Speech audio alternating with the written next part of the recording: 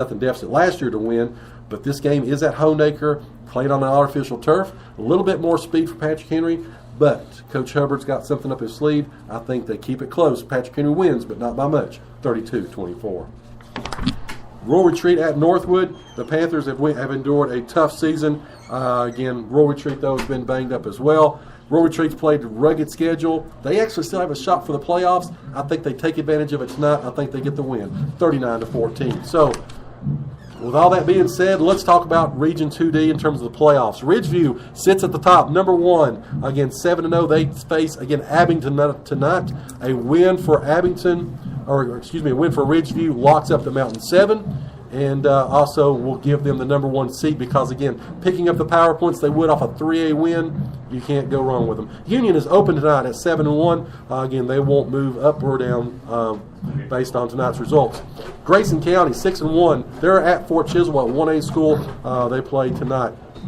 Graham and Richlands, again, this is the 4 and 5 seeds in the playoffs. They played last night. Again, Graham took care of business. Again, that will drop Richlands down. With Virginia High at Lebanon, looks like if they pick up a win there, they could close it to Richlands. I don't think they'll catch them with the way the calculations have come up.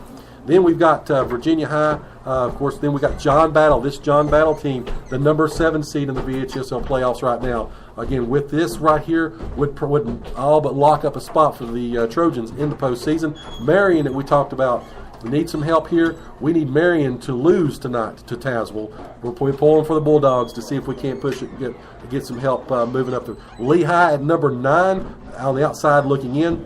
We need a Wise Central loss tonight to help us, again, to try to go above Lehigh. Got Tazewell at number 10. We're at number 11. Wise Central behind us, and Lebanon rounds out the top 13 for Region 2D. So I hope we're not going to have a test on this later. Yes, there will be a test at halftime. You just made my head hurt. So, yeah, went through it a little bit quick. But, again, we'll touch on that as we go through tonight. Again, as you bring us some of the scores, we'll talk about how it relates to the playoffs moving ahead. So we'll talk about our Premier Pharmacy Players of the Week at halftime. But right now, like I said, we're getting about ready for kickoff. We're about 10 minutes away. We'll take one quick break, come back.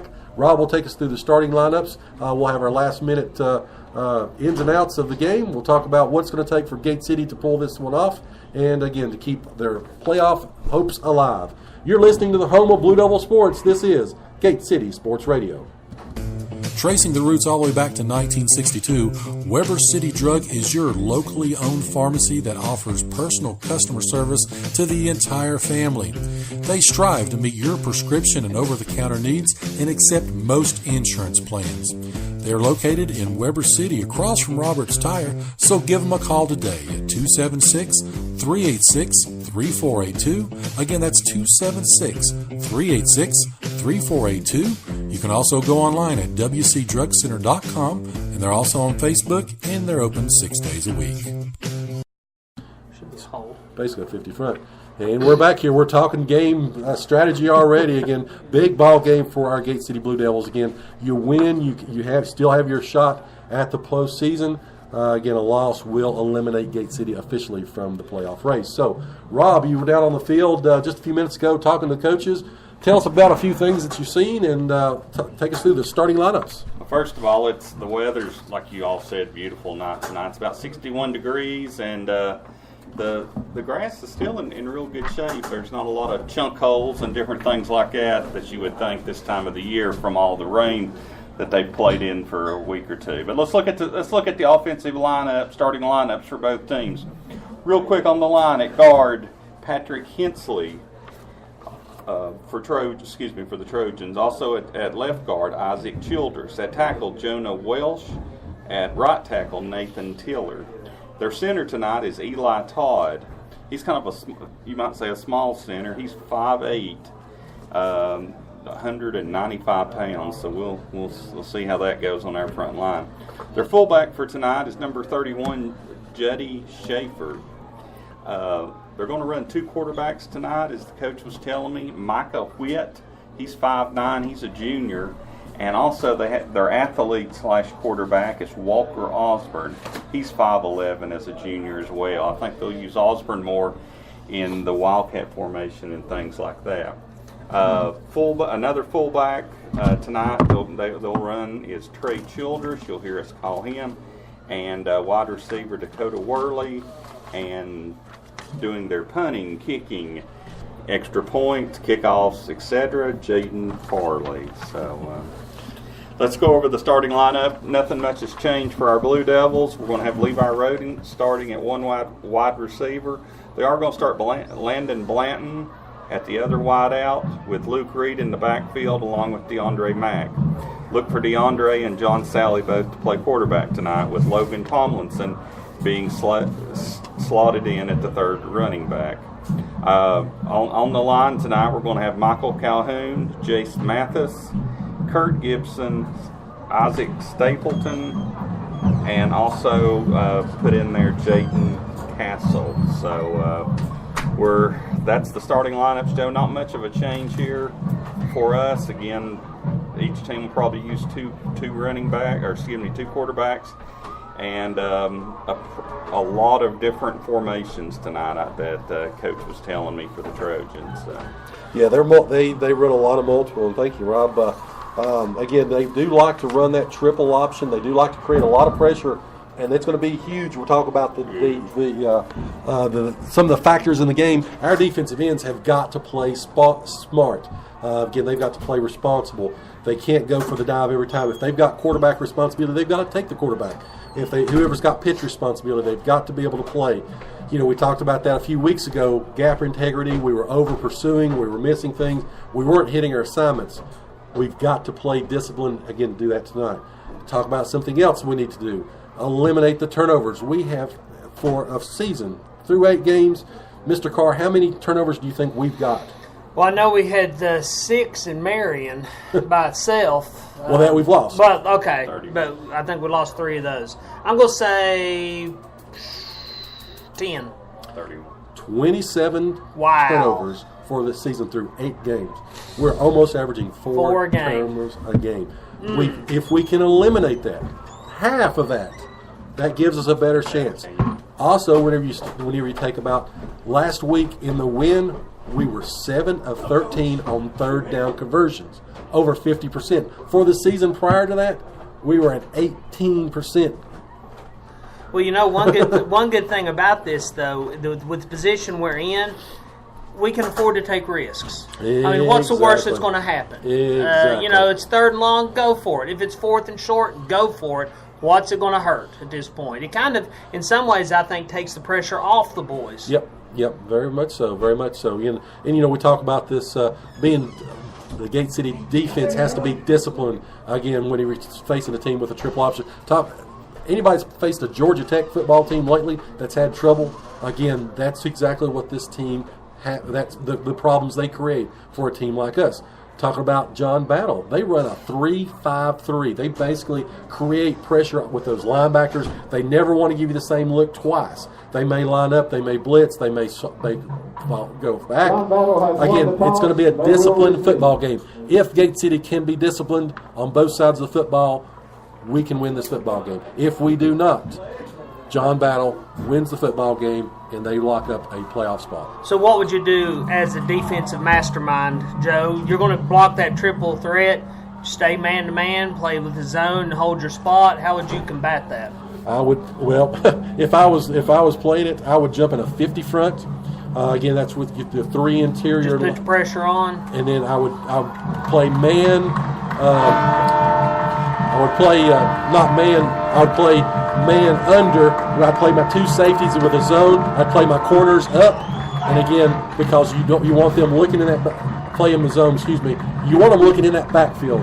That you want them to be able to, because if that man's coming around for the pitch, you want to be ready. He wants to be ready. So right. Again, if we can get some penetration, that's what I was thinking with that. Break that play up, get some turnovers. Yep. Turn the tables on them a little bit. So again, like I said, nothing to lose here for our Blue Devils. Again, they're playing for their playoff lives. They're playing before a jam-packed crowd. Again, it's senior night. They are honoring the football players as well as the band, cheerleaders, the cross-country team. As Gate City did win the toss, they've elected to defer.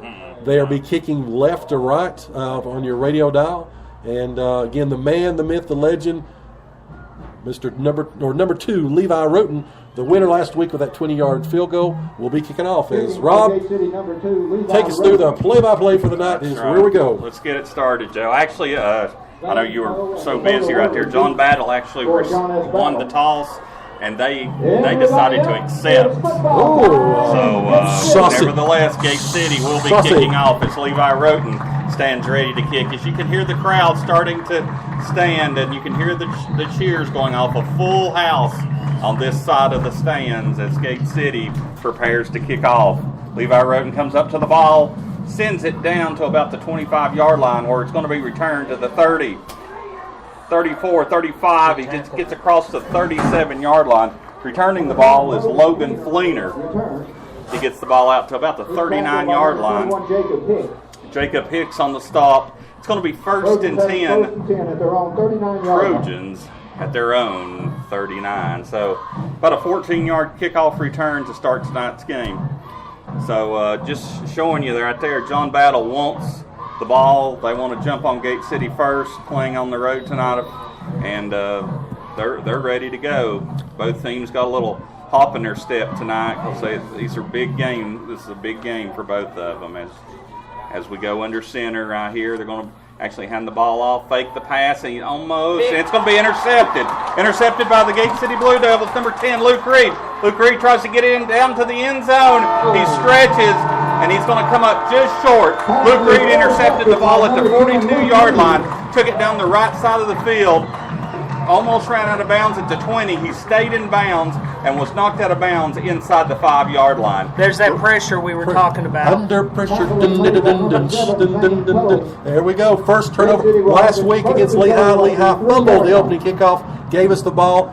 First play tonight, we got the ball right back as Gate City's first and goal from the 3. Isaac Stapleton was the one who made their quarterback throw that errant pass. Stapleton came in from the right side and just leveled their quarterback as he was releasing the ball. And the closest one to it, again, was Luke Reed. So starting at quarterback tonight is going to be Sally. Sally is under center, hands the ball off straight ahead for maybe a yard, or it's hard to see. And they're going to give us about 2 yards. Going to take it down to about the 1 to 2 yard line. You got to let him take it in. He got the interception and took it back. So, and you can see he's sort of calling for the ball again. Rushed for 169 yards last week with those touchdowns. And here we come back up. Second down and goal from the 1. Again, Sally under center in the backfield. You've got Reed and DeAndre Mack. And quarterback keeper. Where does he end up? That's in the end zone. Carrying the ball in on the quarterback keeper, John Sally.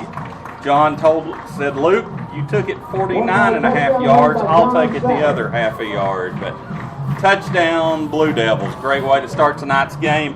On the interception by Luke Reed.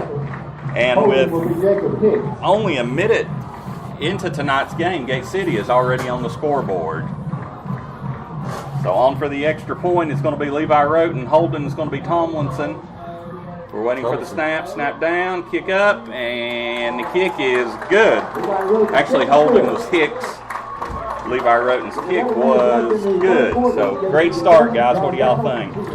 Great way again. Like I said last week, same scenario, which brewed well again for Gate City. Flipping the field, field position.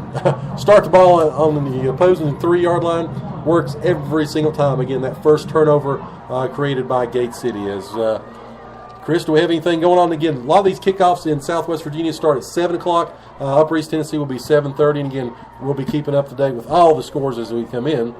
Yeah, there's no scores coming in yet. Of course, we're only, at 7:02 right now. I like these quick scores. Let's just hope we don't have a letdown here. Keep the pressure on. Get another stop. Score again. Yep. Create the pressure. Again, that was a great job. Like you said, Isaac Stapleton blitzed in there, of course. If we can do that, create some havoc, be a great night for the Blue Devils.